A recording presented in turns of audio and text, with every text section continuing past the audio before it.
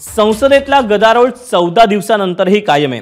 राज्यसभेमध्ये सभापती जगदीप धनखड आणि काँग्रेसचे अध्यक्ष मल्लिकार्जुन खरगे यांच्यात ठिणगी उडाली। या गदारोळातच संसदेत पहिल्यांदाच एंट्री केलेल्या प्रियंका गांधींचं लोकसभेतलं पहिलं भाषण चर्चेत आलं।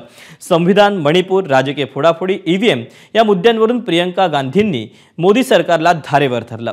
याचा आढावा घेणारा हा स्पेशल रिपोर्ट पाहूया।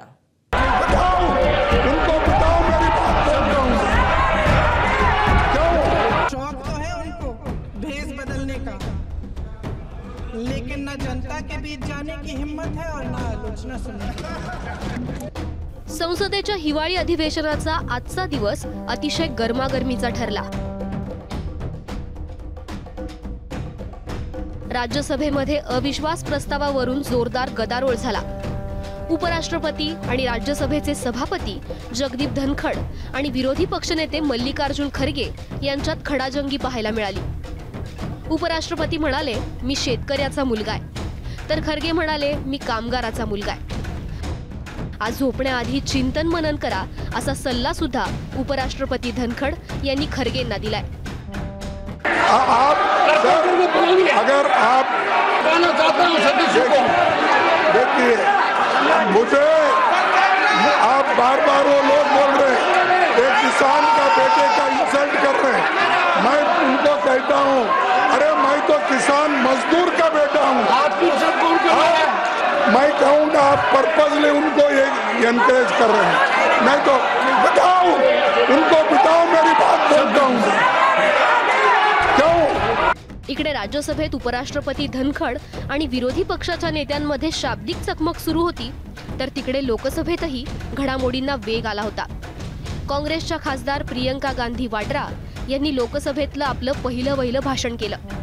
त्या नुकत्याच केरळच्या वायनाड मतदारसंघातून पहिल्यांदाच लोकसभेत पोहोचलेत। संविधान, आरक्षण आणि जातगणना या मुद्द्यांवर त्यांनी जास्त भर दिला। पंतप्रधान मोदींना भारताचं संविधान नाही तर संघाचं विधान माहिती आहे, अशी टीका सुद्धा प्रियंका गांधी वाड्रा यांनी केली आहे। एक कहानी होती थी अध्यक्ष महोदय, शायद बचपन में आपने भी सुनी होगी। राजा भेष बदलकर बाजार में आलोचना सुनने जाता था।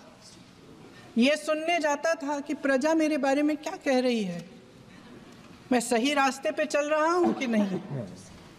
लेकिन आज का राजा, भेष तो बदलते हैं आज के राजा, शौक तो है उनको भेष बदलने का, लेकिन ना जनता के बीच जाने की हिम्मत है और ना आलोचना सुनने की।